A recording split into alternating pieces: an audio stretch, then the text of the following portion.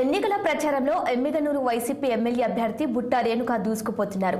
ప్రచారంలో ప్రజల ఆదరణ చూసి ఆమె సంతోషం వ్యక్తం చేశారు. వచ్చే ఎన్నికల్లో సీఎంగా జగన్మోహన్ రెడ్డి, ఎమ్మిగనూరు ఎమ్మెల్యేగా తాను 100% గెలిచి తీరుతామని ధీమా వ్యక్తం చేశారు. తారతమ్య భేదాలు లేకుండా ప్రతి పేద ప్రజల ఇంటి గడపకు సంక్షేమ పథకాలను అమలు చేస్తున్న ఏకైక సీఎం జగన్ అని చెప్పుకొచ్చారు. గతంలో జాబు వస్తే జాబ్ వస్తుందని మాయమాటలు చెప్పిన చంద్రబాబు ఒక్క జాబ్ అయినా ఇచ్చారా అంటూ ఆమె ప్రశ్నించారు.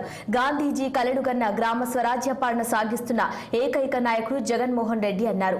ప్రజలను తప్పుదోవ పట్టించేందుకు చంద్రబాబు అమలు కాని హామీలు ఇస్తున్నారని తెలిపారు. 13న జరగబోయే ఎన్నికల్లో ఫ్యాన్ గుర్తుకు ఓటేసి మరోసారి సీఎంగా జగన్ ను గెలిపించాలన్నారు. ఎమ్మిగనూరు ఎమ్మెల్యేగా తనను, కర్నూలు ఎంపీ అభ్యర్థిగా బివై రామయ్యకు అమూల్యమైన 2 ఓట్లు ఫ్యాన్ గుర్తుపై వేసి అత్యధిక మెజార్టీతో గెలిపించాలని ఓటర్లను కోరారు బుట్టా రేణుక. ప్రభుత్వం వచ్చింది. అప్పుడు ఆయన మహిళలకు ఏం చేశాడు, రైతులకు ఏం చేశాడు, యువకులకు ఏం చేశాడు, ఎవరికి ఏమన్నా చేశాడా?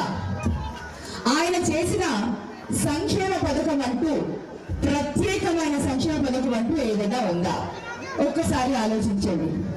రాజశేఖర రెడ్డి గారిని గుర్తు చేసుకుంటే ఆరోగ్యశ్రీ, ఫీజు రియంబర్స్మెంట్, అలాగే ఉచిత కరెంటు, ఇలాంటివన్నీ కూడా మనకి గుర్తొస్తాయి. వైఎస్ జగన్మోహన్ రెడ్డి గారిని చూస్తే అమ్మఒడి, చేయూత, ఆసరా, 0 వడ్డీ, సచివాలయాలు, వాలంటరీ వ్యవస్థ, నాడు నేడు కింద స్కూల్స్, మరి హెల్త్ సెంటర్లు, రైతు భరోసా కేంద్రాలు, ఇలా ఎన్నో గుర్తొస్తాయి.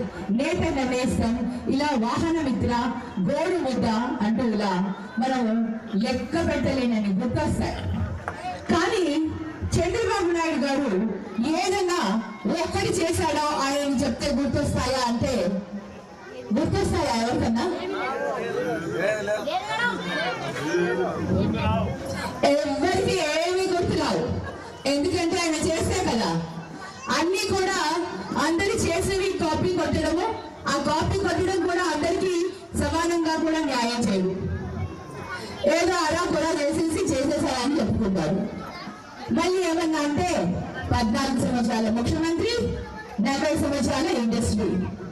మరి ఈ రోజు వాళ్ళు ఏం చేశారు? మళ్ళీ అబద్ధపు హామీలు తీసుకొని మన ముందుకు వస్తున్నారు.